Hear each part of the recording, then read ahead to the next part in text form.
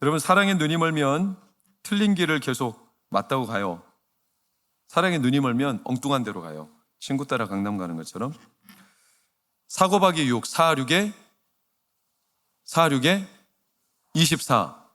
4, 6에 24. 수학 퀴즈를 푸는데 자기가 사랑하는 사람에게 답을 구했더니 어떻게 되는지 한번 봐보세요. 사랑에 눈이 멀면 4, 6에 21. 답을 가르쳐주는, 저리 가! 내 사랑이 가르쳐주는데 네가 뭐야? 22는 맞아? 저리 가! 저리 가! 어디 껴들고 있어 그냥. 4, 6에 21.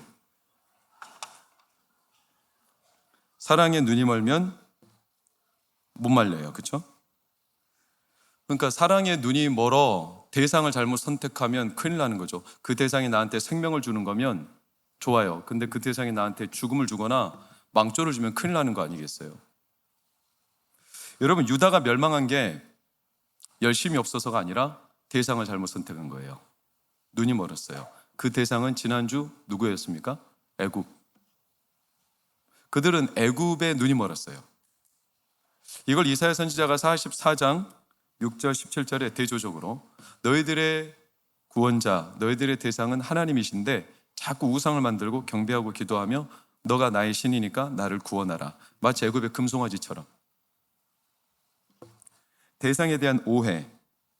그러니까 애굽으로 가면 살 거라고 생각하는 거, 바벨론으로 가면 죽을 거라고 생각하는 거, 이들의 눈이 먼 결과로 망해요. 예레미야가 이 남유다가 멸망할 때까지 활동을 한 선지자인데 언제부터 언제까지냐면 1장 2절 3절에 보면 요시야, 요야김, 그리고 이제 오늘 본문에 등장하는 마지막 왕 시드기야 11년까지. 시드기야 11년을 기록한 이유는 이때 예루살렘이 완전히 망했다는 거고 사로잡혀 갔죠, 바벨론으로. 그러니까 예레미야는 자기가 평생 동안 말했어요. 너희들 눈이 멀었다. 애굽이 아니다. 바벨론 포로돼도 그게 하나님의 뜻이고 거기에 가야 산다. 근데도 안 들어요. 눈이 멀었어요. 24장 17절, 시드기야를 바벨론이 왕으로 세우죠. 원래 이름은 mat단이야. 시드기야. 이때까지도 계속 예레미야가 그거 아니다, 애굽 아니다, 바벨론 포로. 그러니까 이 이스라엘 백성들 입장에서는 예레미야가 너무 미운 털인 거예요. 자꾸 우리한테 듣기 싫은 소리를 하는 거죠. 우리가 볼 때는 애굽인데. 그래가지고 예레미야를 그렇게 괴롭히는 장면이 예레미야서에 자주 등장하고, 결국 예레미야보다 거짓 선지자들의 인기가 올라요. 거짓 선지자들은 남유다 백성들이 좋아하는 말을 많이 해줘요. 야, 바벨론이 우리 멸망 못 시켜. 누가 우리를 도와준다? 애굽. 그러니까 거짓 선지자들이 그렇게 인기가 높았던 이유가 그들이 좋아하는 소리였기 때문에 그렇죠. 결국 24장 20절을 보면 넘어가요. 시드기야도 거짓자들의 말에 넘어가. 그래서 바벨론 왕을 배반하죠. 그래가지고 막바지 침략, 이제 예루살렘이 침략 당해서 멸망하는 장면 25장 1절 2절, 시드기야 제9년 열째 달 10일, 이때부터 시드기야 11년까지 1년 6개월 만에 예루살렘이 3차 침략으로 문을 닫아요. 낱낱이 기록됐어요. 어떻게? 3절에서 7절, 넷째 달 9일 기근이 심하죠. 그 성에 양식이 없어요. 그 당시 전쟁은 이 공급 물자를 차단하는 거예요. 양식이 없으면 자기들끼리 치고받고 분열되고 죽겠죠. 그래서 그 안에 이미 자중질환이 일어나서 성벽을 누구도 지키지 않아. 그러니까 성벽이 파괴되고 모든 군사 흩어지고 도망가고, 왕도 결국 도망가고, 도망가다가 바벨론 군사한테 여리고 평지에서 붙잡히고, 그래서 6절 7절을 보면 거기서 6절 7절 바벨론 왕에게 끌려가가지고 시드기야는 자기 눈앞에서 자기 아들들이 죽는 거 다 보고, 시드기야는 눈이 뽑혀서 끌려가요. 비참하죠. 여러분, 이스라엘 남유다가 멸망하는 것은 눈이 멀었어요. 대상을 잘못 선택한 거예요. 돈이 없거나 환경의 문제가 아니라 우리 눈은 사기예요, 사기. 여러분, 보이는 대로 믿는 건 아주 잘못된 습관이에요. 우리 뇌가 얼마나 사기 잘 치는지 아세요? 제가 설교 시간에 자주 언급했기 때문에 오늘은 뭐 특별히 예를 들진 않아요. 근데 우리 뇌는 착시를 잘 익혀요.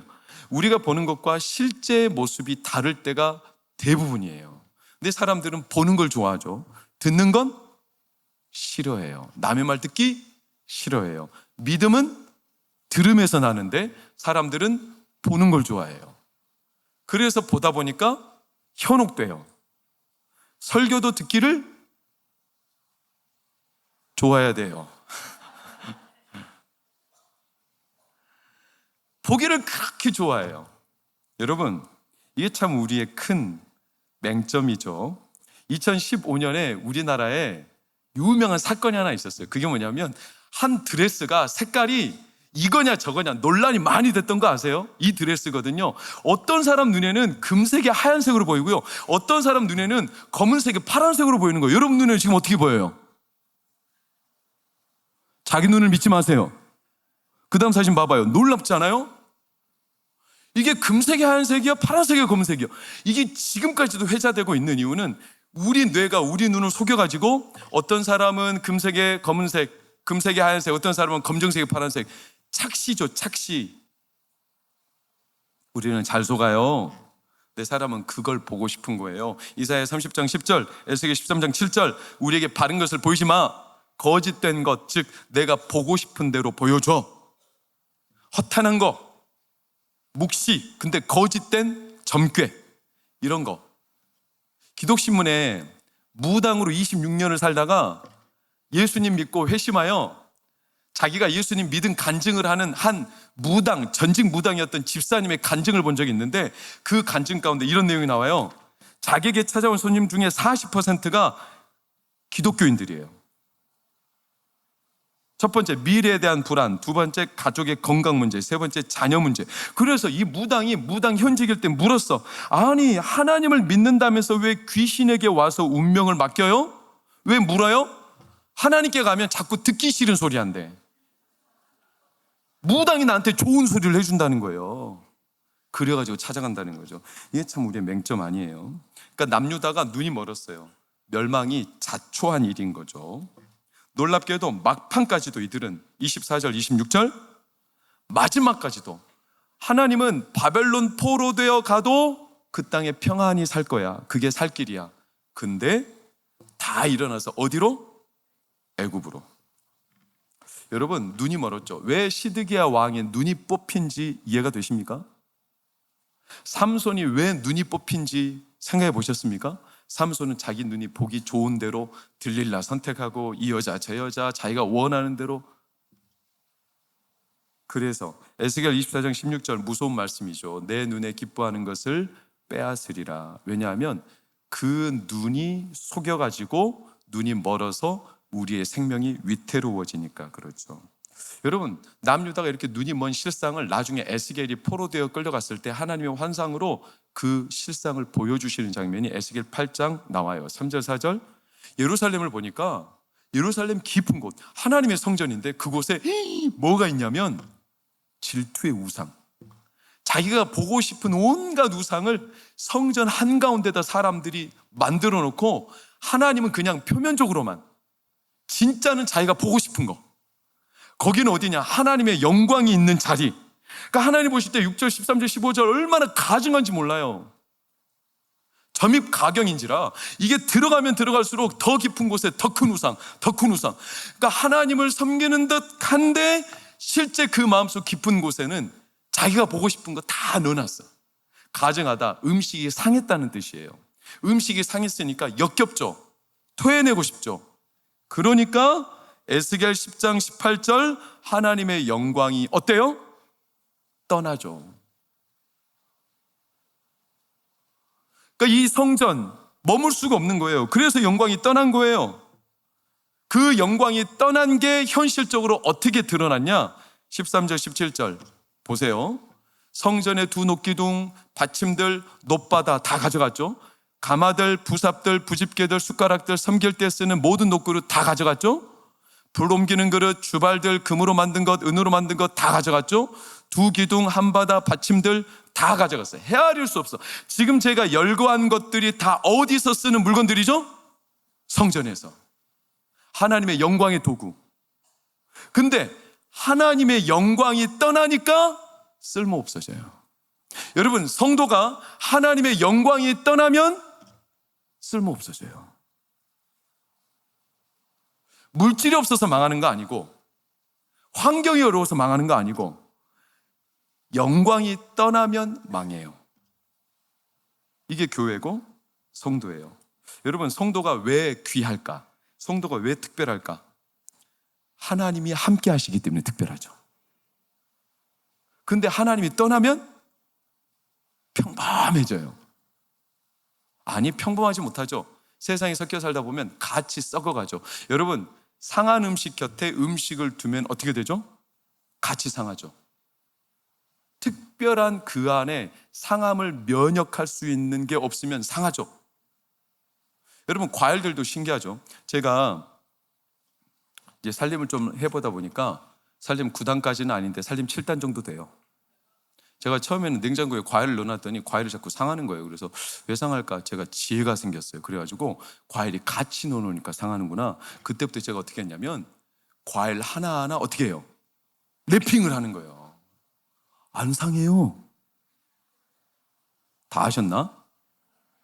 상해도 그놈만 상해요. 주변에 안 상해요. 그러니까 오이 들어오고 어제도 제가 복숭아 5개를 랩핑 꼼꼼하게 해가지고 냉장고에 가지런히, 얼마나 살림 잘하는지 몰라요. 제가 살림남, 누군가를 살리는 남자이기를 축복합니다. 근데 과일 중에도 유독 이 과일은 자기는 안 썩는데 남을 썩게 하는 과일이 있어. 뭘까요? 사과는 다른 과일을 잘 썩게 만들어. 왜 그렇죠? 사과에는 강한 산성이 나와. 그러니까 사과는 안 썩는데 사과랑 같은 과일을 넣어놓으면 다른 과일들이 썩어버려. 이 산성이, 그 산성이 다른 과일을 덮어버리는 거죠. 사과는 안 썩어요, 잘. 산성 때문에. 사과만 산성입니까? 우리가 안 썩는 이유가 주님은 강한 산성이십니다. 할렐루야. 그 산성이 그 산성인 줄 꿈에도 몰랐죠. 오늘 처음 깨달았죠. 그러니까 성도가 특별한 게 하나님이 함께 하시는 거죠.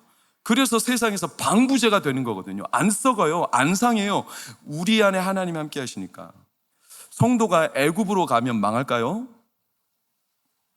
이 이스라엘 백성들의 말처럼 애굽으로 가면 살면 바벨론으로 가면 망할까요? 어디로 가면 살고 어디로 가면, 이건 다 자기가 만들어 놓은 울타리예요, 여러분. 그러니까 오늘 성가대 찬양한 것처럼, 여러분, 성가대 우리 찬양할 때 나레이션 누가 하셨는지, 제가 우리 단장님이 하셨나? 영과 진리로. 예수님 그러셨잖아요. 뭐라고? 너희가 여기서도 예배할까 저기서도 예배할까 그거 고민하지 말랬어요. 수가성 여인이, 주님, 우리가 여기서 예배할까요? 저 산에서 예배할까요? 아니다. 예배할 때가 오는데 하나님께 예배하는 자들은 영과 진리로 시기와 장소, 공간 상관없이 어디든지 하나님을 예배하고 그곳에 하나님이 계시다. 이게 정답인데, 성도가 어디 가든지 특별한 이유는 하나님이 함께 하시기 때문에 특별한 건데, 성도가 어느 날부터 그 특별한 기준이 자기 눈으로 바뀌어요. 그래서 세상을 보면서 비교하기 시작해요. 그래서 자기한테 특별했던 기준이 사라지고 세상 기준이 점점 들어오는 거죠. 그러면 입맛이 바뀌는 거예요. 여러분, 우리 입맛이 얼마나 놀랍냐면, 처음에는 순전했던 맛이 자꾸 조제된 맛에 길들여지면 이제 조제된 맛에 입맛이 따라가게 되어 있어요. 처음의 맛을 잃어버린다는 거죠. 여러분, 우리는 하나님의 선하심을 맛보아 살고 그것 때문에 특별한 존재인데, 하나님의 선하심을 맛보는 게 사라져버렸어. 그 특별했던 기준이 사라지고 세상을 보면서 내가 열등감 느끼거나 비교하다 보니까 자꾸 내 기준이 흔들려. 그래서 세상으로 바뀌어가. 그러니까 평범해져. 아니, 상하죠. 식당의 음식 맛이 바뀌었다는 건 이유는 딱 한 가지밖에 없어요. 주인이 바뀐 거죠. 성도가, 그 성도의 맛이 사라졌다는 것은 그 성도의 삶의 주인이 바뀐 거예요. 창세기 6장에 보면 노아 시대 때 하나님의 사람의 아들들, 하나님의 자녀들이 세상의 딸들의 아름다움을 보고 좋아했대요. 자기들이 특별한 존재인데도 세상 사람들을 보고 더 좋아했대요. 기준이 무너진 거죠. 그래서 이들이 세상 맛을 보고, 야, 우리 이 맛 잃어버리지 말자, 영원히 누리자. 그래가지고 자기들끼리 평생 이 맛을 누리기 위해 탑을 하나 쌓았어요. 그 탑이 바벨탑이잖아요. 여러분, 그 바벨탑의 맛을 안 거예요. 오늘 놀랍게도 이스라엘 백성들이 맛을 잃었더니 어디로 끌려가요? 바벨론으로 끌려가는 거예요. 이거 우연이 아니에요. 그 바벨이 그 바벨이거든요. 여러분, 왜 우리가 특별한가? 성도는 하나님 때문에 특별한 거거든요. 여러분, 진짜 소금, 가짜 소금의 차이가 뭔지 아십니까?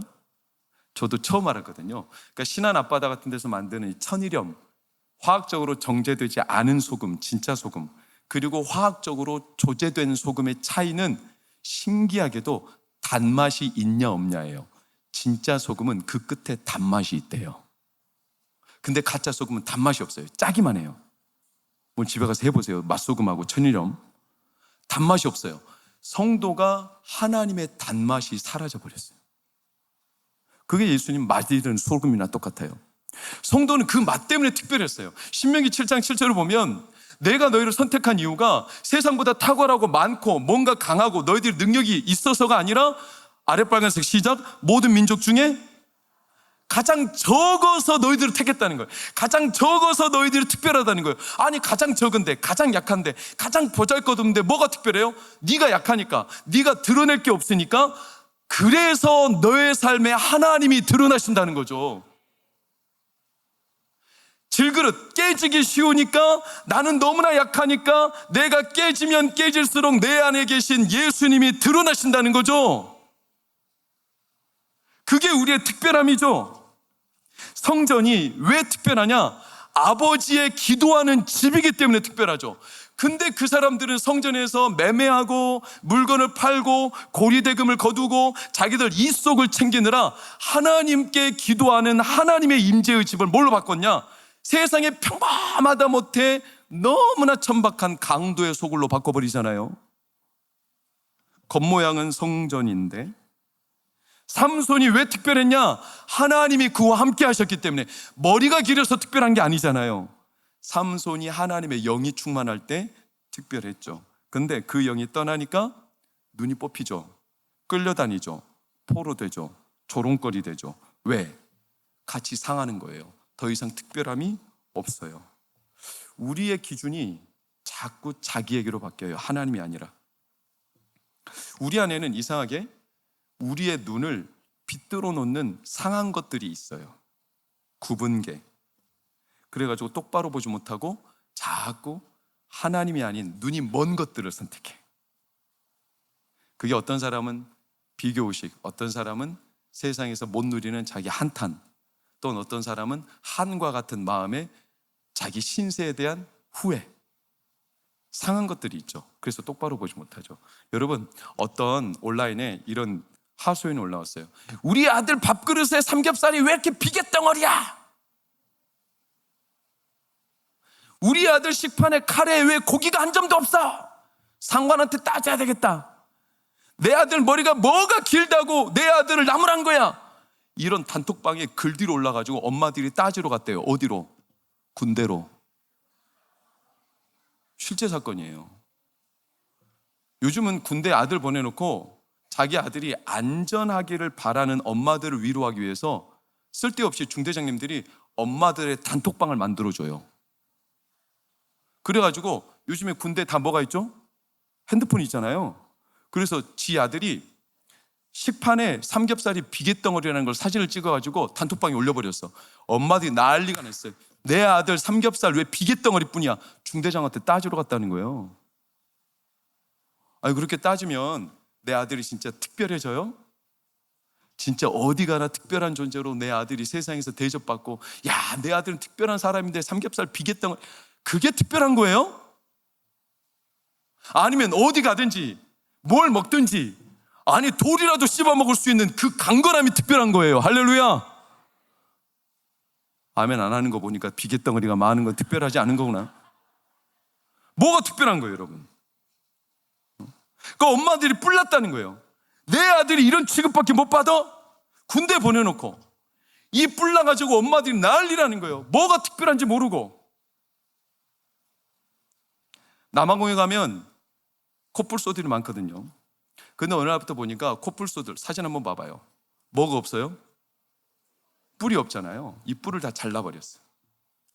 그 다음 사진 보면 전기톱으로 자릅니다. 콧뿔을 왜 자를까요? 여러분, 코뿔소 한 2,500마리, 1년에 약 2,000마리가 밀렵당해요. 밀렵꾼들이 코뿔소의 뿔이 귀하다는 걸 알고 이 뿔을 얻기 위해 코뿔소를 죽여. 그래서 뿔만 잘라가거든요. 이 밀렵꾼들을 없애기 위해, 잡아넣기 위해 뭐 카메라도 설치하고 은밀하게 이렇게 뭐 수색대도 그래서 1년 동안 이 밀렵꾼들을 잡아내기 위해 예산이 1,005억. 근데도 밀렵꾼이 안 줄어요. 그래서 남아공에서 방법을 완전히 바꿨어. 어떻게? 2,500마리 코뿔소 먼저 국가에서 다 포획에다가 산채로, 그래서 마취총 쏴가지고 잠들었을 때 코뿔을 딱 잘라버렸어. 코뿔소는요, 코뿔 다시 자랍니다. 그래가지고 밀렵꾼들이 코뿔소 사냥하려고 하는데 뭐가 없어? 코뿔이 없어. 그래가지고 사냥을 안 해. 그래서 놀랍게도 코뿔소 밀렵이 80%가 떨어졌어요. 예산은 얼마냐? 그렇게 밀렵꾼들 잡으려고 연간 1,005억을 쏟아부어도 못 잡던 밀렵꾼들이 코뿔소 2,500마리 코뿔 없앴는데 1년 예산 10억 들어요. 10억 드는데도 엄청난 효과를 봐요. 그러니까 뿔을 잘라버리지. 어차피 뿔 잘라도 다시 나는 거, 코뿔소 살리려면 차라리 뿔을 잘라버리는 게 좋아요. 우리가 뿔 때문에 죽을 것 같으면, 엄마들이 뿔 나가지고 내 아들 특별하지 못하다고, 그게 진짜 특별한 거예요? 내 아들이 세상에서 진짜 어디 가나 하나님이 함께 하시니까 특별한 존재지. 근데 막 화가 나가지고 뿔 나가지고 내 아들한테 삼겹살 비계덩어리만 준다고, 그렇게 뿔 나가지고 열등감에 비교의식에 온갖 다른 뿔이 나가지고 그렇게 내 아들이 죽어갈 것 같으면 하나님이 차라리 그 뿔을 잘라버리시죠. 바벨론 포로는 뿔을 잘라버리신 거예요. 너희도 그렇게 가면 죽을 거라는 거죠. 남유다가 지금 기고만장하거든요. 눈이 멀었어요. 딴 데로 계속 쫓아다닌 거예요. 이렇게 가면 안 돼요. 그러니까 남유다를 아예 콧뿔을 잘라가지고 바벨론 포로 끌려간 거. 이거는 마냥 비참한 게 아니에요. 살리려면, 그렇게 해서라도 콧뿔소를 살릴 수 있다면, 그렇게 해서라도 이스라엘 백성을 살릴 수 있다면 이들의 뿔을 꺾어 놓는 게 훨씬 현명하죠. 여러분, 성경에는 언어유인데 이 뿔이라는 단어가 자주 등장하는 성경이 어딜까요? 다니엘서예요. 다니엘서에는 뿔이 엄청 등장해요. 그래가지고 다니엘서 7장 이후로 온갖 뿔 달린 것들이 막, 어떤 짐승에 뿔이 10개가 있었는데 그 뿔 중에 작은 뿔이 나더니 뿔 3개가 빠졌고 그 뿔이 엄청 자라가지고 온 세상의 권세를 이루었다. 그리고 한 수장이 현저한 뿔이 있는데 뿔 2개 있는 양하고 부딪히더니 양은 죽어버리고, 이 현저한 뿔 밑으로 또 뿔이 3개가 나더니 이 큰 뿔은 뽑히고 그 새 중에 하나가 또 길게 자라고. 이게 앞으로 일어날 뭐 페르시아, 로마, 수많은 나라들, 권세들, 뿔은 권세를 상징하는데, 사람들이 눈이 멀어가지고 이 권세, 이 뿔, 저 뿔이 좋다, 계속 뿔을 쫓아다니는 이 세상의 역사를 그려놓고 있어요. 근데 다니엘서가 말하는 건 그 뿔이 계속 일어나지만 결국 어떻게 된다? 뽑히더라. 그 뿔이 또 뽑히더라. 그 아래 또 뽑히더라. 그 뿔은 영원하지 않더라. 그리고 다니엘이 말하는 건 뭐냐면, 마지막 때 진짜 뿔이 있는데 그 뿔이 뭐냐? 다윗은 고백하기를 시편 18편 2절 빨간색 시작, 구원의 뿔 하나님이십니다. 우리는 눈이 멀어서 온갖 권세를 쫓아다니며 여기 가면 살 거라고, 저거 선택하면 살 거라고, 온갖 애굽, 다른 나라, 다른 권세, 이 뿔을 쫓아다니는데 진짜 뿔이 있다. 구원의 뿔. 이 뿔만 잡으면 하나님은 살게 하십니다. 다윗은 이 뿔을 어디서 연상했냐면, 하나님께 제사 드리는 제단이 있어요. 그 제단을 사진으로 보면 이렇게 생겼는데 사각 모서리에 뭐가 있죠? 뿔이 있어요. 이 뿔을 말하는 거예요. 그래서 어떤 죄인도, 진짜 원한 관계가 깊은 죄인이라도 얼른 와가지고 이 뿔을 만지면 못 죽여요. 구원의 뿔, 하나님이 그를 은혜로 덮어요. 너희가 어디 가서 사는 게 아니라 하나님의 뿔을 붙잡으면 하나님이 살리신다, 함께 하신다, 그 사람에게 은혜를 입히신다. 그러니까 우리의 뿔이 자주 나니까, 성도들이 뿔이 나가지고 계속 서로 부딪히니까, 여러분 생각해 보세요. 얼마나 뿔이 자주 납니까? 우리 안에 뿔, 누가 말하면 개뿔,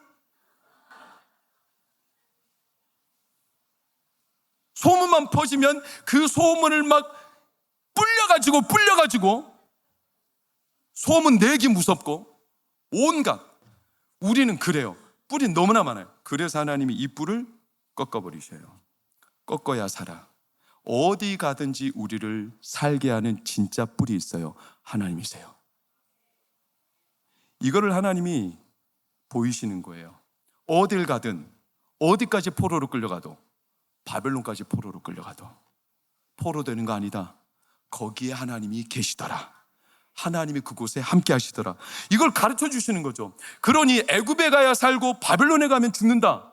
우리가 만들어 놓은 환상 다 깨고 어디 가더라도 오늘 설교 제목처럼 바벨론 포로가 아니라 하나님이 그곳에 우리와 함께 하시며 하나님의 포로가 돼서 하나님이 우리를 붙드신다는 걸 하나님이 보여주시는 거예요. 그걸 보여주기 위해서 뿔을 꺾는 거죠. 여러분, 그래서 5절 보면 흩어져요. 흩어버리시죠. 어떻게? 뿔뿔이 다 흩어버려요. 그래도 거기에 하나님이 계시더라. 이걸 누가 봤냐면 예레미야, 다니엘, 에스겔이 본 거예요. 예레미야는 27장 22절 놀라운 고백을 해요. 그 모든 기물들이 바벨론으로 옮겨졌으나 거기서 누가? 하나님이 돌보시더라. 이 예레미야의 말씀을 누가 바톤으로 체인지받아 이어받았냐? 다니엘이. 오늘날 예레미야 말씀을 보다가 9장 2절을 보면 예레미야의 책을 보다가 깨달아요. 그 연수, 바벨론 포로 끌려간 게 이게 우리가 죽는 게 아니구나. 하나님은 거기에 계시는구나. 그래서 다니엘은 그곳에 가서 포로로 살지만 하나님의 뜻을 깨닫고 뜻을 정하여 느부갓네살의 꿈, 술객 어떤 관원도 품지 못하고 해석 못하는 그 꿈을 다니엘은 풀어내지 않습니까? 하나냐, 미사엘, 아사랴가 불구덩이에 들어가지만 하나님이 그들을 살리시지 않습니까? 왜? 그들에게 권세로 함께 하시는 거죠. 포로인데도 하나님이 그들과 함께 하시는. 에스겔은 이걸 뭐라고 말했냐? 11장 16절. 그곳에 내가 그들에게 뭐가 되리라? 성소가 되리라. 성소, 하나님이 거기에 함께 하시리라. 그래서 어떻게 18절 20절을 보면 모든 가증한 것들을 다 제거하고 한 마음을 줘서 새 영을 주고 돌 같은 마음을 우리 가운데 제거해서 자기 눈에 멀어서 늘 엉뚱한 대상 앞에 마음을 쓰던 이스라엘 백성들, 마음의 돌, 마음의 모든 허영을 다 벗겨내고 부드러운 마음, 새 영을 줘서 내 백성이 되고 그들은 나의 백성이 되어 내가 그들의 하나님이 되리라. 사랑하는 여러분, 그러니 오늘 7절 말씀, 바벨론에 끌려가도 괜찮아요. 그건 죽는 길이 아니에요. 거기에 하나님이 계세요.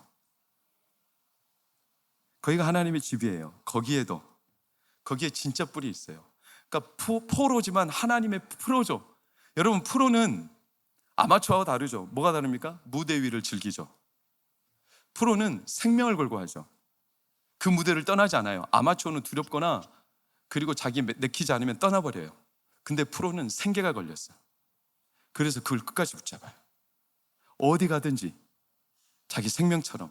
여러분, 한 가게를 주인도 알바 똑같이 가게를 운영하는 것 같아도 주인하고 알바는 다르죠.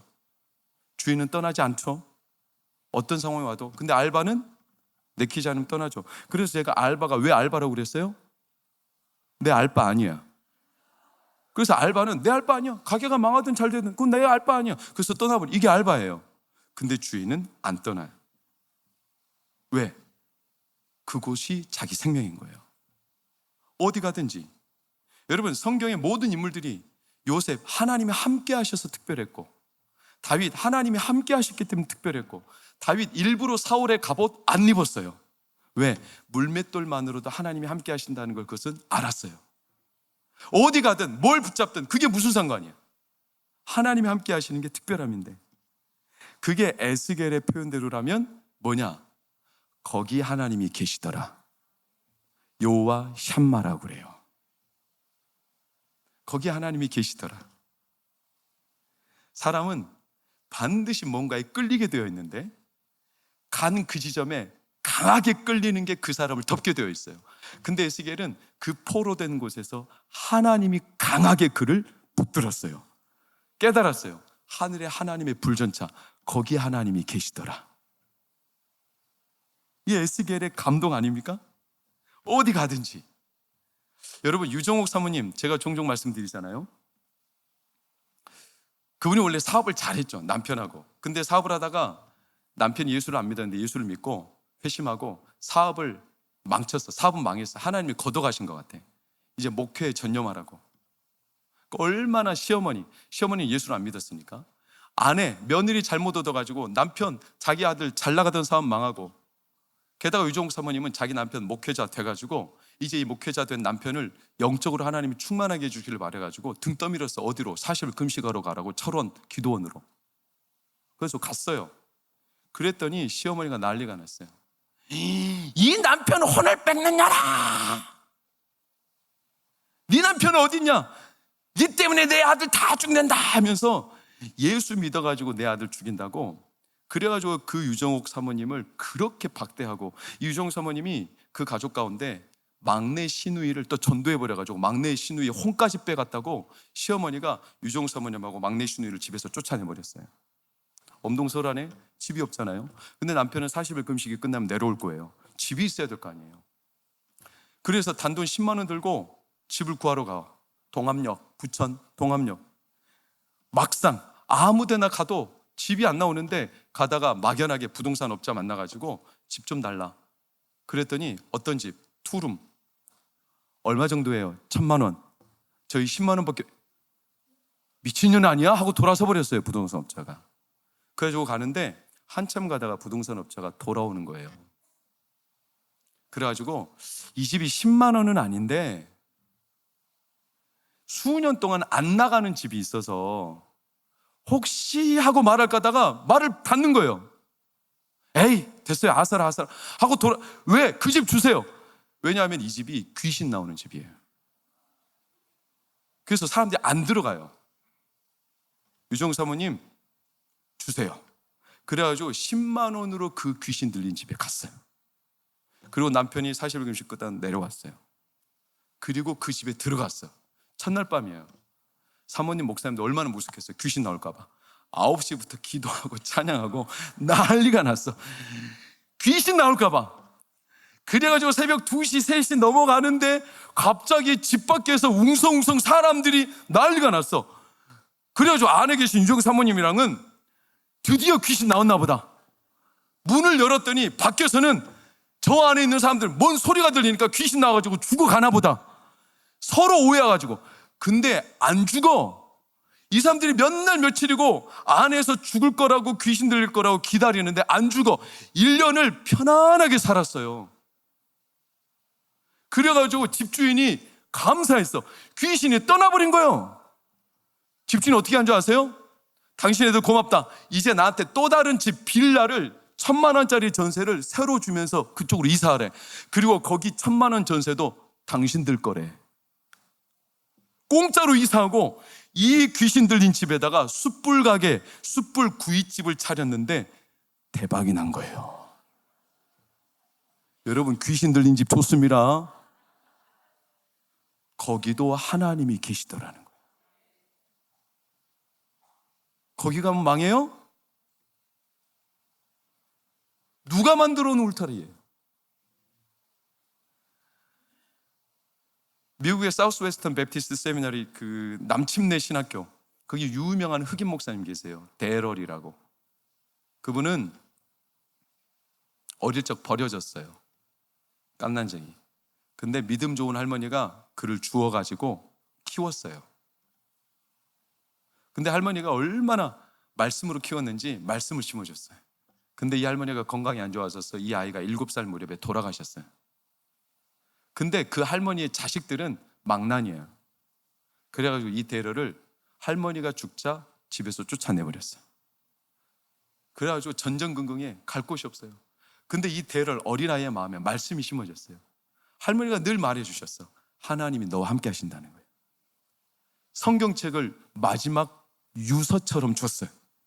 그러니까 이 말씀을 붙들고 이 7살짜리가 뭔 세상 사는 길이 있겠어요. 그런데도 전전긍긍하며 여기서 얻어먹고 저기서 얻어먹고 길거리를, 그런데도 성경책을 붙들고 이 아이가 어쨌거나 중간 이야기는 생략하고 말씀을 붙들고 하나님 나와 함께 하셔.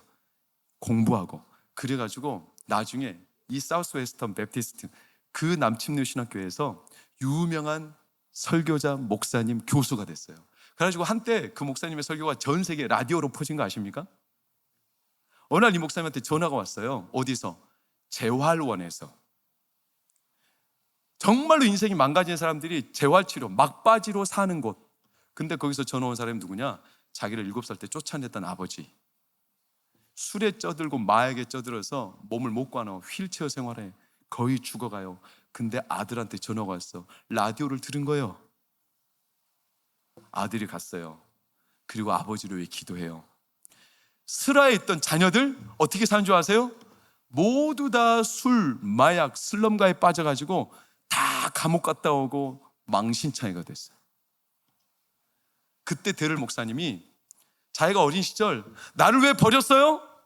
7살에 왜 나를 길거리에 내몰았어요? 원망하며 그렇게 하소연했던 기도가 부끄러웠어. 하나님, 내가 그때 버려진 게 은혜입니다. 내가 그때 안 버려졌으면 저 그 가정에서 술주정뱅이로, 마약쟁이로 나 완전히 썩어 빠진 인생 살았을 텐데, 나 버려져가지고 하나님 나 말씀으로 붙들어 주셨고, 나 버려진 줄 알았더니 거기에도 하나님이 계시더라. 그래가지고 그 가족들 기도해주고 말씀으로 그들을 주께로 인도하고. 여러분, 한 가지 더 해볼까요? 온누리교회 담임하셨던 고 하영조 목사님이 들려주셨던 이야기예요. 그분이 담임하실 때 이화여대를 나온 한 권사님, 2대 교수를 하셨고, 그분이 믿음이 좋아요. 아들 근육이 점점 굳어가는 불치병에 걸렸어요. 아들을 위해 3년 동안 금식하며 열심히 간절히 기도했어요. 3년 만에 아들의 병이 기적적으로 나았어요. 근데 이 어머니 권사님의 건강이 악화돼서 유방암이 왔어요. 그래서 그는 아들을 고쳐준 것처럼 하나님 나도 고쳐줄 거라고 믿었어요. 큰 수술 2번, 방사선 치료. 근데 결국 안 고쳐졌어요. 하나님, 아들 고쳐줬는데 왜 나는? 어느 날 기도하는데 하나님이 마음에 감동을 주셨어요. 아들은 살아서 하나님께 영광을 돌리고 너는 죽어서 영광을 돌리는 거야. 이 권사님은 그때 마음이 툭 하고 걸렸어요. 자기가 돈이 좀 있었어요.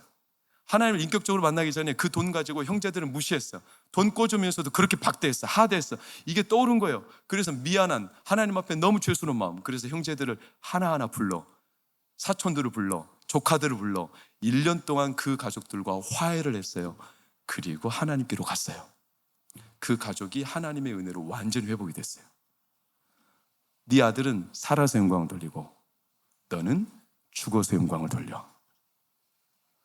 죽음에도 하나님이 함께 하셔요. 거기에도 하나님이 함께 계셔요. 여러분, 내가 진짜 싫어했던, 나는 이곳이 정말로 내 인생이 기피하고 싶은, 나는 끌려다닌 포로. 여러분, 사람 때문에, 그 사람 때문에 상처의 포로.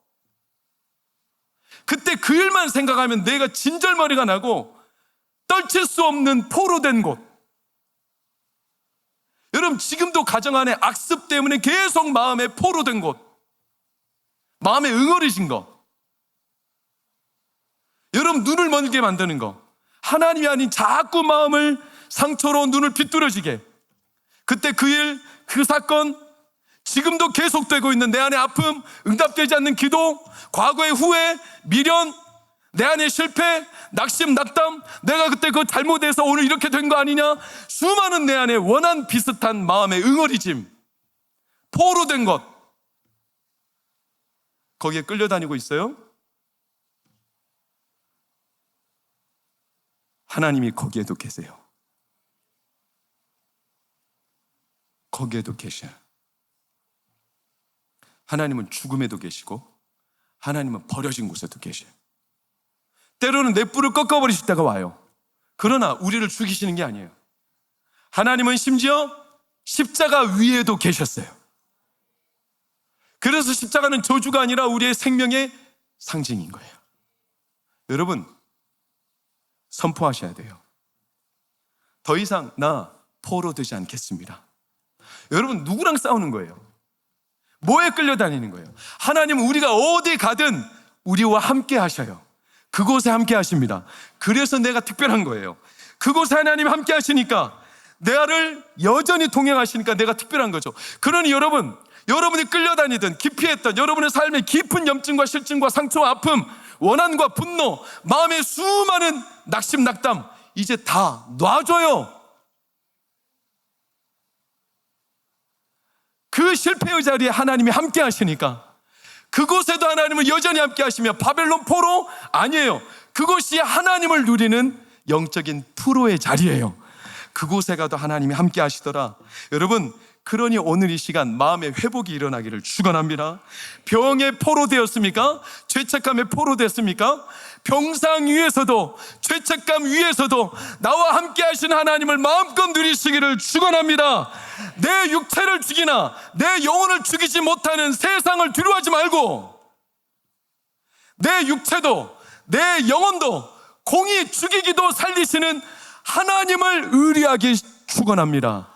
하나님은 그곳에 함께 하십니다. 현실이 흔들려도 하나님의 왕 되심을 선포하십시오. 왕 되심을 선포할 때, 나는 포로가 아니라 하나님의 자녀라는 게 드러납니다. 오늘 우리 삶에 묶여있던 족쇄와 같은 포로된 것들이 벗어지고 하나님이 자녀 삼으신 기쁨을 당당하게 누리시기를 축복합니다.